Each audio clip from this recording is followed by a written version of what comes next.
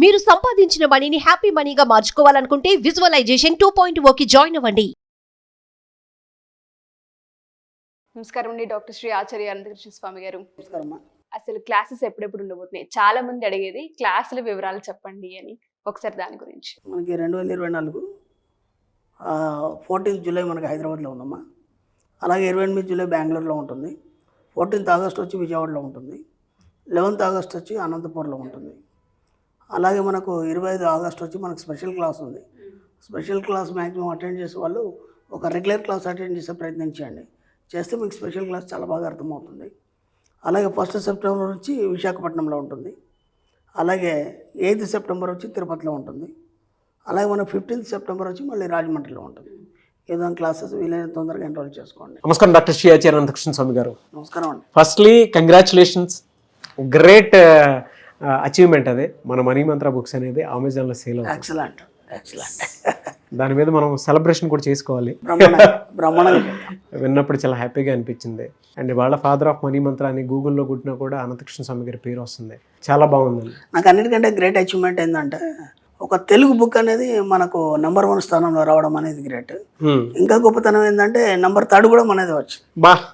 Number 1 money మంత్ర 2 ఒకటి, number 3 ఏమో అనంతమణి సూక్తులు 2 మనమే రావడం ఇంకా అది నిజంగా కూడా విశ్వం నాకు ఇచ్చిన గొప్ప అవకాశం. Hearty congratulations. Thank you. అమెజాన్లో మీరు ఎవరన్నా బుక్ తీసుకోవాలి అనుకున్నటువంటి వాళ్ళు డెఫినెట్గా తీసుకోవచ్చు. మనీ మంత్ర బుక్ కావాలి అనుకున్నటువంటి వాళ్ళు అవైలబిలిటీ ఉంది. సో కమింగ్ టు సబ్జెక్ట్, 641వ మనీ మంత్ర వీడియో. ఈ వీడియోలో ఏం చెప్తున్నారు? మీరు చాలాసార్లు చాలా సబ్జెక్టు విన్నారు, చాలా ప్రయత్నాలు చేశారు. ఒక స్థాయికి సక్సెస్ అయిన వాళ్ళు కూడా చాలామంది ఉన్నారు మనకి. కానీ ఒక సక్సెస్ అయిన తర్వాత మళ్ళీ ఎందుకో కొందరు పడిపోయిన వాళ్ళు ఉన్నారు, లేదా కొందరు మధ్యలో ఆగిపోయిన వాళ్ళు ఉన్నారు. అంటే అటు ముందు పోలేక ఇటు వెనక్కి రాలేక. ఇలా ఎందుకు జరుగుతుంది అనేది మనం ఒకసారి సమీక్షించినప్పుడు చాలామంది ఏం చేస్తారంటే స్టార్టింగ్లో రాగానే ఆ సబ్జెక్టు విని అప్పుడు చాలా ఆకలితోనే ఉంటారు కాబట్టి ఆకలి అంటే అప్పులు ఉంటారు కాబట్టి ఖచ్చితంగా స్ట్రిక్ట్గా ఫాలో అవుతారండి. దాదాపు నేను 40 days చెప్తాను. ఆ 40 days చాలా స్ట్రిక్ట్గా ఫాలో అవుతారు. అయినప్పుడు ఏమవుతుందంటే చిన్న చిన్న పనులు మొదలడం అనేది స్టార్ట్ అయిపోతుంది. దాంతో కొద్దిగా డబ్బు రావడం మొదలవుతుంది. ఆ 40 daysలో కొన్ని పనులు అయిపోగానే వాళ్ళు రిలాక్స్ అయిపోతారు. మళ్ళీ ఓకేనా, రిలాక్స్ అయిపోతారు. ఇంకా కొందరు ఏం చేస్తారంటే ఆ అప్పులు తీరిపోయినాయి, అనుకున్న ఒక అచీవ్మెంట్ సాధించిన తర్వాత అక్కడ ఆగిపోతారు. ఇక్కడ ఎందుకంటే నేను అనుకున్న సాధించాను కదా, ఇంతకంటే ఇంకేముంటుంది అనే విషయంలో అక్కడ ఆగిపోతారు. ఇక్కడ మన సబ్జెక్ట్లో మనం ఏం చేయాలంటే నా సుప్త చేతనాత్మక మనసులో నేను నిరంతరం డబ్బు, సంపద, ఐశ్వర్యం అనే పదాలని ఫుల్ఫిల్ చేస్తాను. అర్థమైందా? ఎందుకు ఫుల్ఫిల్ చేయాలి? మీరు సుప్త చేతనాత్మక మనసులో వాటిని ఎందుకు ఫుల్ఫిల్ చేయాలంటే మీకు 24/7 కాకుండా మీ 7 జన్మలకు అది మీతోనే వస్తుంది. ఒకసారి దాంట్లో అది ఫుల్ఫిల్ చేశారనుకోండి, 7 జన్మలకు మీకు డబ్బు, సంపద, ఐశ్వర్యం మీతోనే ఉంటుంది. ఎంత ఈజీ టెక్నిక్ ఇది, అవునా కదా?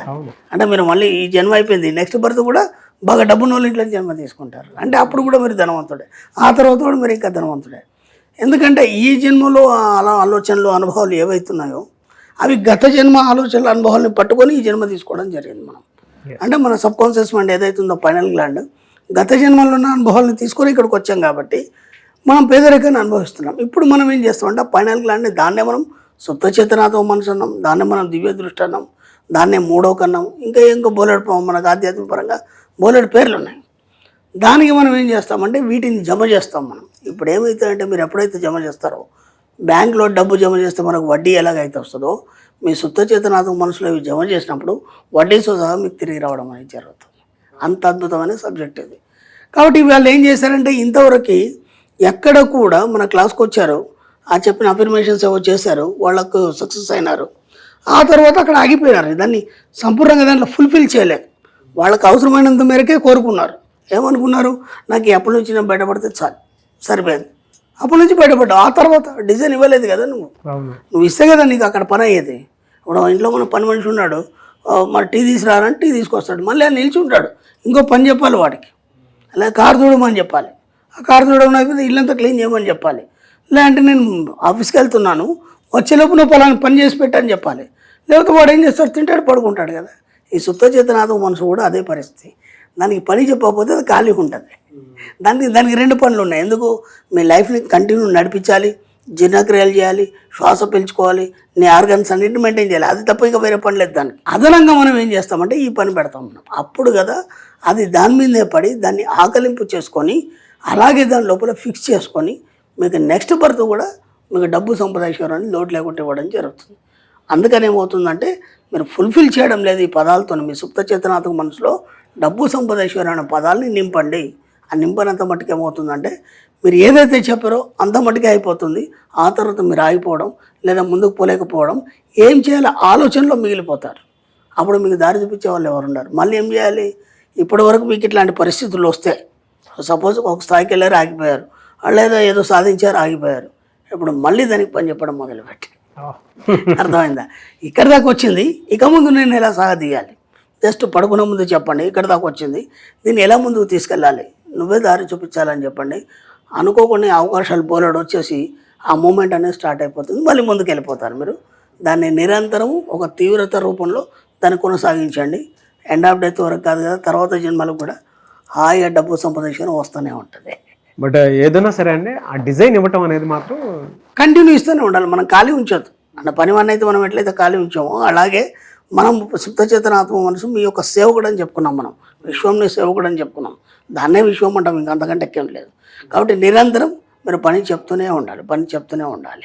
ఎనీవేస్ అంటే మన దానికి సంబంధించినటువంటి వాటిల్లో సబ్కాన్షియస్లో మనం ఏదైతే ఇస్తామో అది ఆటోమేటిక్గా డిజైన్ బయటికి రావడానికి గొప్ప కాంటెంట్ ఏదైనా ఉంది అని అంటే అది మనీ మంత్ర సబ్జెక్ట్ అని చెప్పేసి చెప్తాం మనం. At the same time sir, spiritual language ఒకటి ఉంటుంది. కొన్ని కళ్ళతో మనం చూడలేనివి లోపల అంతర్మథనంతో మనం చూసేస్తాము, అంతర్గతంగా మనం చూసేస్తాము. స్పిరిచువల్లో అతి గొప్ప క్వాలిటీ. సైన్స్లో ఏంటి అని అంటే మనం కళ్ళతో చూసేది నమ్ముతాము. బట్ ఇందులో మన సబ్జెక్టులు ఏంటంటే మనం నమ్మిన తర్వాత ఆటోమేటిక్గా చూస్తాము. అది బాగా చెప్పారు. నేను దీనికి కూడా నేను ఇంతకుముందు గతంలో చెప్పాను, కొన్ని అద్భుతమైన వస్తువులు మనం చూడలేము. ఇప్పుడు మీరు అన్నట్టుగానే మన పురాణాల్లో కొన్ని ఉంటాయి. హంసలు, ఐరావతం, తెల్లని ఏనుగు ఎక్కడ కనిపిస్తుంది మనకి, నల్లేనుగునే చూసాం, అవునా కదా? క్రౌంచ పక్షులు, ఓకేనా, అప్సరసలు, దేవదూతలు, ఇవన్నీ కూడా మనం చూడలేము, విన్నాం కానీ చూడలేము. ఎందుకు చూడలేమంటే నీ కంటికి ఆనవు అవి. అంటే నువ్వు ఉన్నటువంటి డైమెన్షన్లో నీ కంటికి ఆనకుండా అవి ఇంకొక లోకంలో ఉన్నాయి అవి. అలాగే డబ్బు కూడా మనకు అలాగే ఆనకుంటే అయిపోయింది. దీన్ని కూడా వాటితోనే మనం పోల్చుకొని, అమ్మో డబ్బు అంటే బాగా ధనవంతుల దగ్గరనే ఉంటుంది, అది మన దగ్గరికి రాదు, అంటే ఇది ఒక అద్భుతమైన వస్తువు డబ్బు అనేది. కాబట్టి దాన్ని గొప్పగా చూడాలనుకున్నప్పుడు మీ దగ్గరికి రాదు, మీకు దొరకదు అది.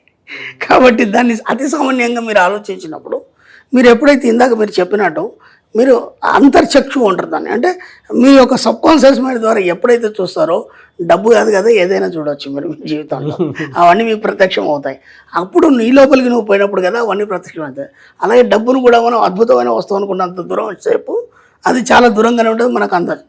ఎప్పుడైతే మనం ఇన్నర్ మైండ్తో డబ్బుని చాలా చిన్నగా చేస్తామో ఆటోమేటిక్గా జీవితంలో కుప్పలు తెప్పలుగా డబ్బు వచ్చి పడుతుంది. అంతే. ట్రూ అండి. ఎస్. ఎందుకంటే అసలు మనల్ని మనం అంత గొప్పగా చూసుకోవాలనుకున్నటువంటి ఆలోచన కూడా ఉండాలి. ఆ ఆలోచనే నిజం చేస్తుంది. చాలామంది నేను ఎంబీబీఎస్ అవుతాను, ఇంజనీర్ అవుతాను అని అనుకుంటూ ఉంటాం. బట్ అది ఎప్పుడైతే విజువల్ లోపల పడి ఆ 3-4 years మనం ఫినిష్ చేసుకుంటామో ఒక రైట్ అవుట్పుట్ మనకు అప్పుడే బయటికి కనిపిస్తూ ఉంటుంది. అది నీ లోపల మనం చూసుకోవాలి కదా. ఎస్, చూసుకుంటే కదా నీకు అది బయటకు వచ్చి. నేను ఐఏఎస్ అవ్వాలనుకుంటే ఐఏఎస్ డిజైనే కనిపిస్తుంది, నేను ఐపీఎస్ అవ్వాలంటే ఐపీఎస్ డిజైన్, నేను డాక్టర్ అవ్వాలంటే డాక్టరే, ఇంజనీర్ అవ్వాలంటే ఇంజనీరే అదే కనిపిస్తుంది, నేను యాంకర్ అవ్వాలనుకుంటే నా అవుట్పుట్ అదే కనిపిస్తుంది. ఇలా so fantastic and thank you sir, thank you so much doctor Shri Chirantakrishna Swami గారు. Thank you. సుమన్ టీవీలో మీ పర్సనల్ అండ్ బిజినెస్ ప్రమోషన్స్ కోసం కింది నెంబర్కి కాంటాక్ట్ చేయండి.